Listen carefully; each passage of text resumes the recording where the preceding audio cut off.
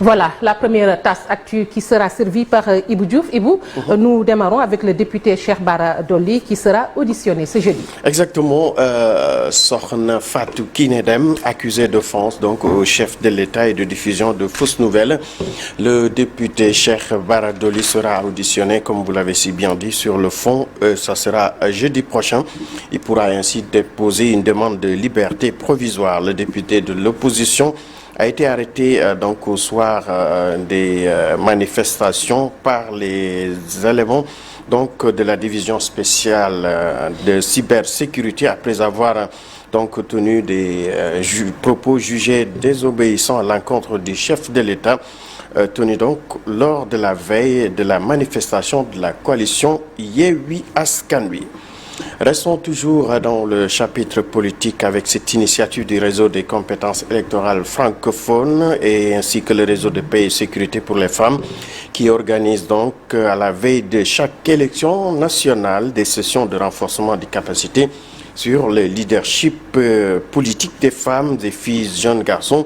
Objectif, c'est pallier au défi donc de la représentativité de ces cibles essentielles. Donc l'atelier aura lieu donc le 5, 6 et 7 juillet à Dakar. L'objectif donc de ces rencontres est de renforcer les capacités et de consolider la connaissance des jeunes et femmes, surtout sur la maîtrise du cycle électoral.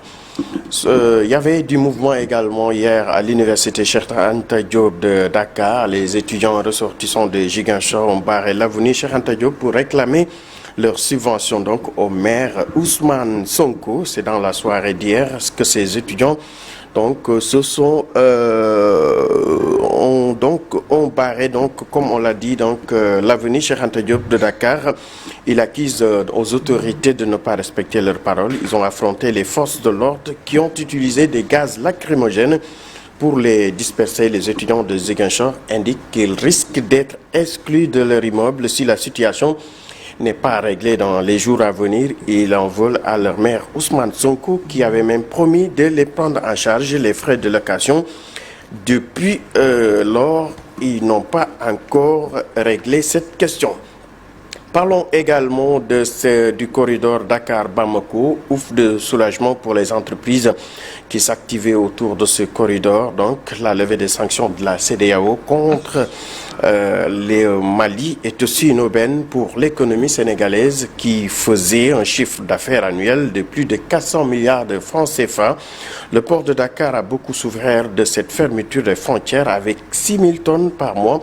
Ce blocus a également favorisé la faillite de plusieurs entreprises, nous disent Pape Faragning. Les images de Thionel Laurent Mendy. Beaucoup de secteurs d'activité sont impactés par l'embargo de la CEDEAO contre le Mali.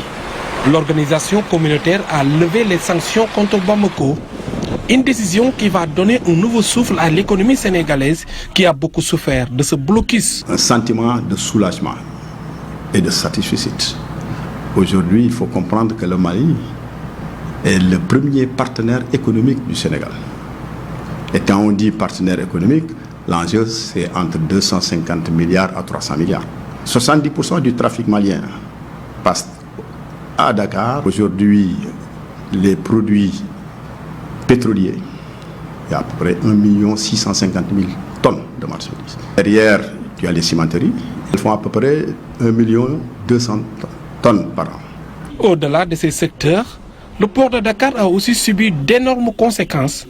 Avec cette ouverture, les enjeux sont énormes. Aujourd'hui, le port, ça fait quand même 6 000 conteneurs à 6 500 conteneurs par mois, équivalent 20 pieds. Ça, ce sont les petits conteneurs qui passent dans le port de Dakar pour le Mali.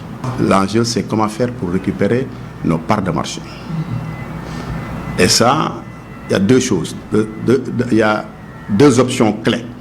Il faut améliorer les services, penser, il faut anticiper le service qu'on devrait offrir aux Maliens.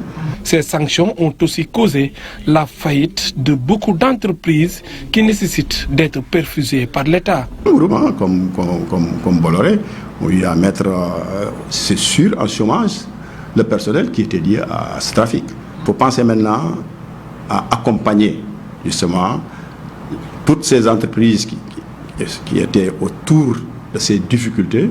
Après 6 mois d'embargo contre le Mali, cette levée de sanctions est une aubaine pour le Sénégal, dont le volume des échanges était estimé à plus de 400 milliards de francs CFA par an.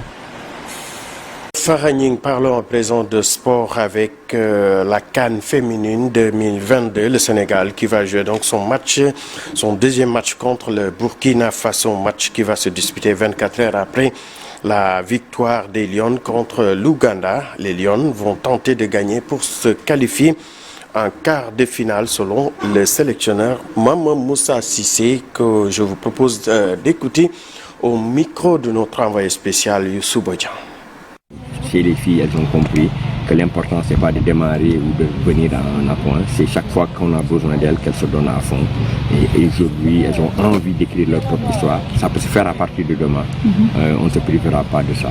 Il faut on fera un résultat positif qui puisse nous garder dans la compétition.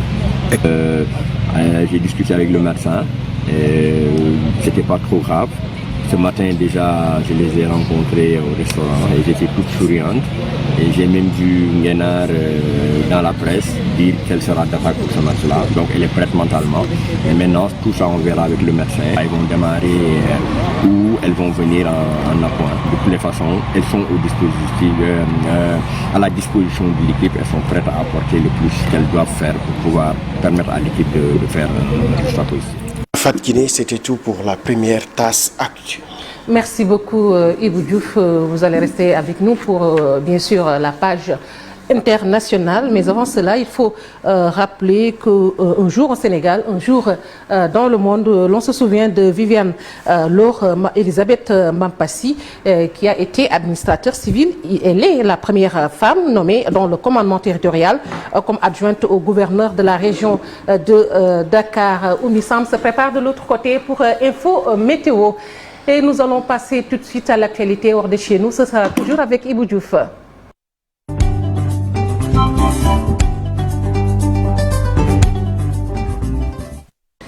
Ibou Diouf, l'actualité internationale nous mènera aussi aux États-Unis où une nouvelle fusillade meurtrière a eu lieu dans une ville. Exactement, Fatou Kiné, au moins 10 personnes sont mortes lorsqu'un homme a ouvert le feu lors d'un défilé pour la fête de l'indépendance.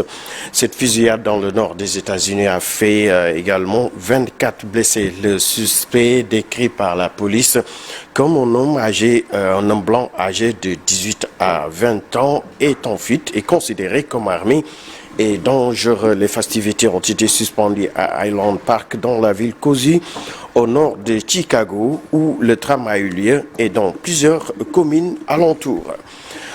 En Italie, l'effondrement d'une partie du glacier de la Marmolada, le plus grand des Alpes italiennes, a fait au moins 7 morts et 8 blessés. Un drame sans aucun doute lié à la dégradation de l'environnement et de la situation climatique. Bilan, 7 morts, 8 blessés et 14 personnes sont également signalées manquantes par la police, par les proches, mais leur présence sur place où le glacier a rompu n'est pas encore confirmée. Parmi les blessés, 2 Allemands, un homme de 67 ans et une femme de 58 ans se trouvent toujours dans un état grave. Selon la commission d'enquête internationale indépendante de l'ONU, 300 000 Syriens sont morts en 10 ans. Le chiffre est donc avancé par les Nations Unies alors que la guerre ravage toujours le pays. Donc le président de la commission d'enquête internationale indépendante de l'ONU, Paolo Pinheiro, estime que cette tragédie reflète encore une fois la gravité de la situation pour les civils car ce calcul ne tient pas compte des combattants décédés au cours du conflit. Ce rapport relève clairement l'absence de protection des civils. Aucune faction, aucune partie dans le conflit en Syrie ne prête attention à protéger la vie des civils, ont avancé les autorités. En République démocratique du Congo, la fin de la 14e épidémie d'Ebola, c'est le Bureau Afrique de l'Organisation mondiale de la santé qui l'a annoncé hier lundi. La République démocratique du Congo vient donc de déclarer définitivement la fin de cette épidémie qui a fait plus de 130 morts et 55 autres personnes ont été déclarées récemment donc décédées. Rappelle l'OMS, la carte de vaccination a été jouée au cours de cette épidémie. Environ 2104 personnes ont été vaccinées contre la fièvre hémorragique. Et pour terminer, donc, aviation, avalanche de préavis de grève pour le mois de juillet chez les compagnies aériennes européennes. Le chaos est loin d'être terminé dans les aéroports européens avec une avalanche de grève dans plusieurs compagnies. D'autres mouvements à date chez SAR, la compagnie scandinave en difficulté financière. Des vols ont été annulés ce week-end par les compagnies à Bakou, EasyJet et Ryanair à l'arrivée et au départ de l'Espagne. En France, enfin, la directrice générale d'Air France a présenté ses profondes et sincères excuses après des perturbations de vol ces derniers jours. Fatou Kinédem. Voilà Ibou Diouf merci beaucoup ñu lay jaajëfal bu baax a baax mbokk yi bu dee yéen a ngi ñuy doog a dab ni ngeen ko gisee ni nag ñu fas yéene rek dalal Cheikh Diop Cheikh maa ngi lay nuyu bu baax. maa ngi lay fay Kiné c'est un plaisir donc tey nga présenté lu di mel wutu Fati clin d'œil à Fati di ko ñaanal jàmm incha allah. ba ngoog incha allah ñu tàmbali rek yéen kaay ak la ñu xëyee.